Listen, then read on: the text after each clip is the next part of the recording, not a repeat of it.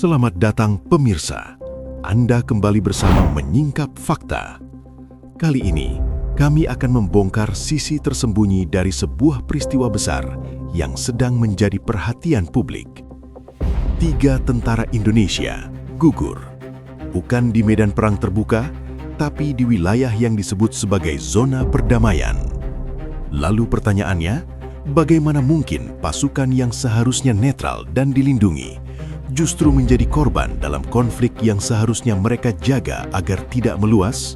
Apakah ini sekadar insiden atau tanda bahwa peta konflik di Lebanon telah berubah tanpa banyak disadari? Dan jika zona aman saja sudah tidak lagi aman, lalu sebenarnya di mana batas perang itu sekarang? Namun sebelum kita masuk lebih dalam, jangan lupa tekan tombol like dan subscribe. Dengan begitu, Anda tidak akan ketinggalan fakta-fakta tersembunyi yang akan kami ungkap berikutnya.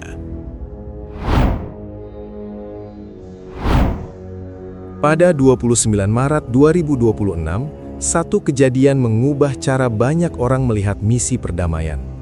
Di Lebanon Selatan, sebuah posisi pasukan penjaga perdamaian milik PBB terkena hantaman proyektil. Dampaknya tidak hanya merusak fasilitas, tetapi juga merenggut nyawa seorang prajurit Indonesia. Nama yang kemudian dikonfirmasi adalah Praka Farizal Ramadan. Peristiwa ini langsung menjadi sorotan karena lokasi kejadiannya. Area tersebut bukan wilayah pertempuran terbuka seperti yang sering terlihat dalam konflik bersenjata. Wilayah ini selama bertahun-tahun dikenal sebagai zona penyangga, tempat pasukan penjaga perdamaian ditempatkan untuk menjaga jarak antara dua pihak yang bertikai. Namun kondisi di lapangan menunjukkan perubahan yang signifikan. Dalam beberapa waktu sebelum tanggal tersebut, ketegangan di perbatasan Lebanon Selatan memang terus meningkat. Serangan lintas batas terjadi lebih sering dengan intensitas yang semakin tinggi.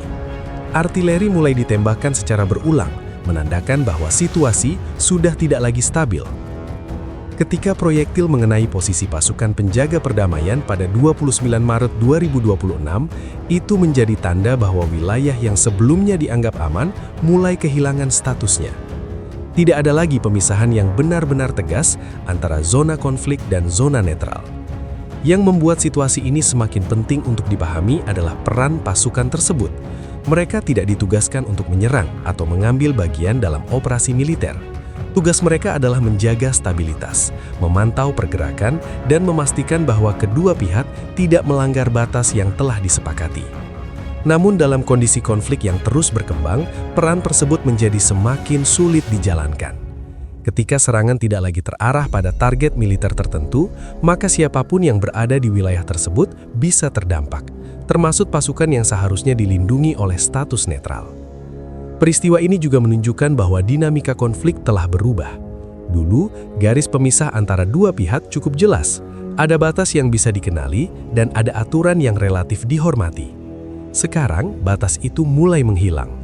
Serangan yang terjadi pada 29 Maret tidak hanya berdampak secara fisik.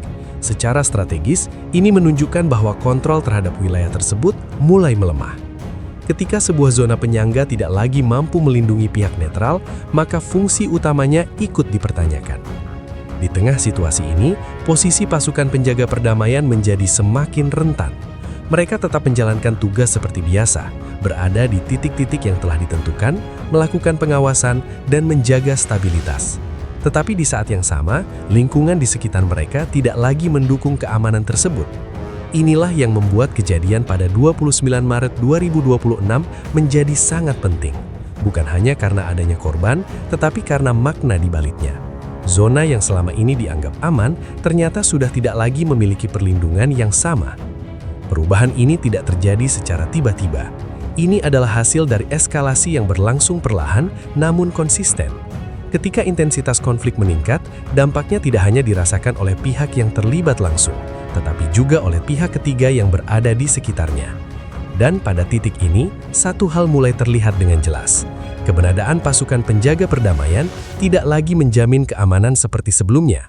Mereka tetap berada di posisi yang sama, tetapi lingkungan di sekeliling mereka telah berubah sepenuhnya. Pada 30 Maret 2026, situasi kembali berubah. kali ini dengan pola ancaman yang berbeda.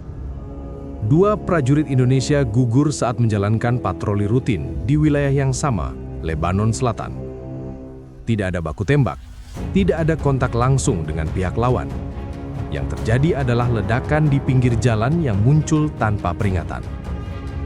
Peristiwa ini menunjukkan bahwa ancaman di lapangan tidak selalu datang dalam bentuk yang bisa dikenali. Jika sehari sebelumnya serangan berasal dari proyektil yang terlihat jelas arahnya, maka pada 30 Maret ancaman justru datang dari sesuatu yang tersembunyi.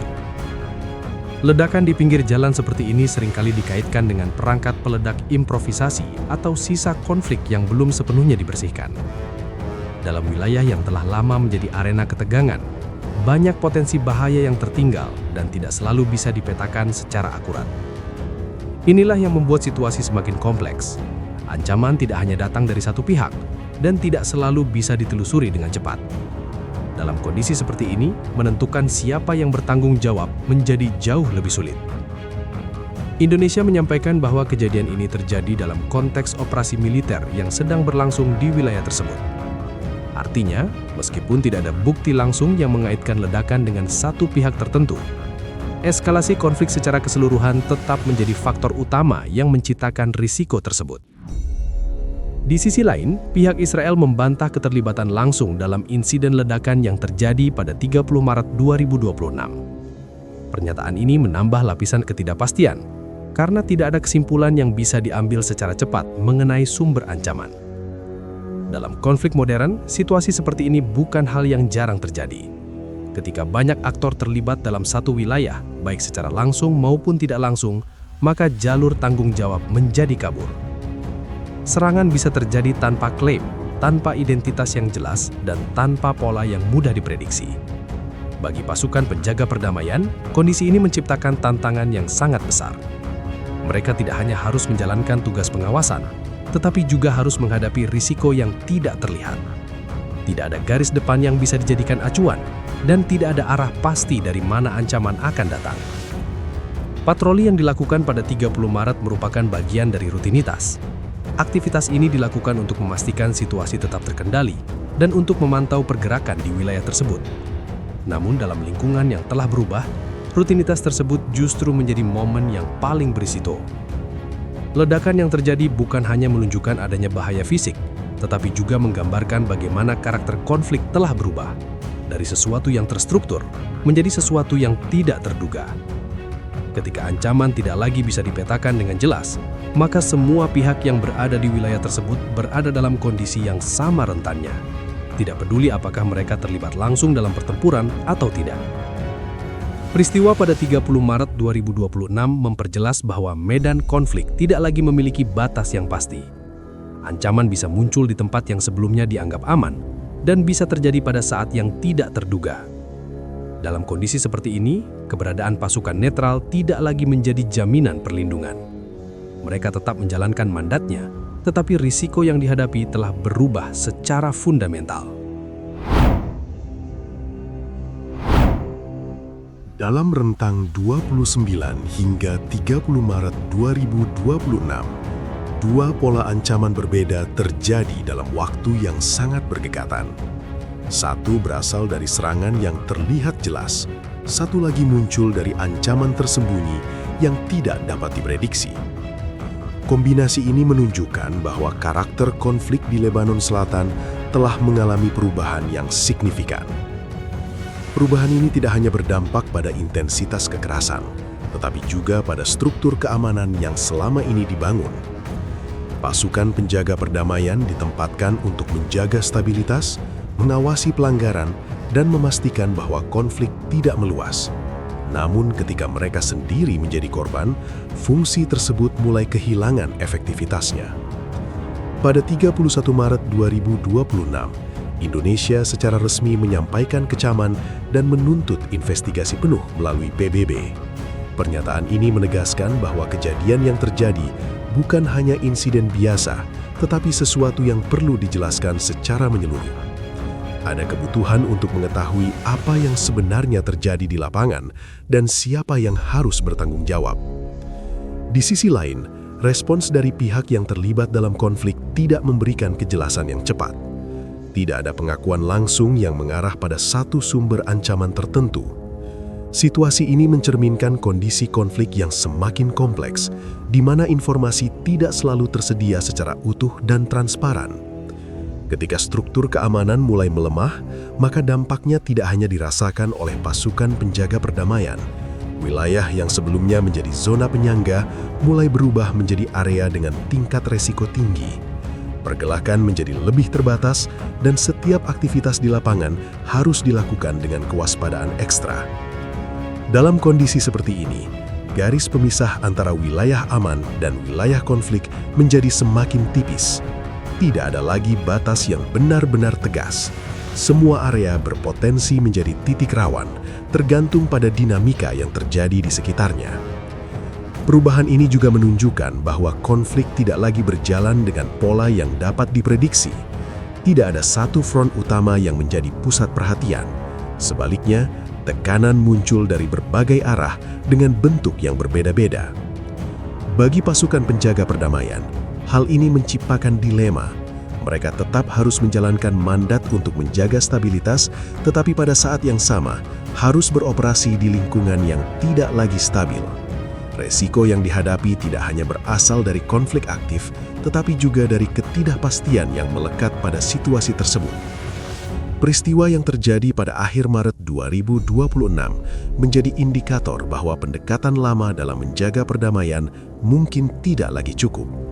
Ketika kondisi di lapangan berubah, maka strategi yang digunakan juga perlu menyesuaikan. Indonesia, sebagai salah satu negara yang berkontribusi dalam misi ini, kini menghadapi realitas baru. Keterlibatan dalam operasi internasional tidak hanya membawa tanggung jawab, tetapi juga resiko yang semakin besar.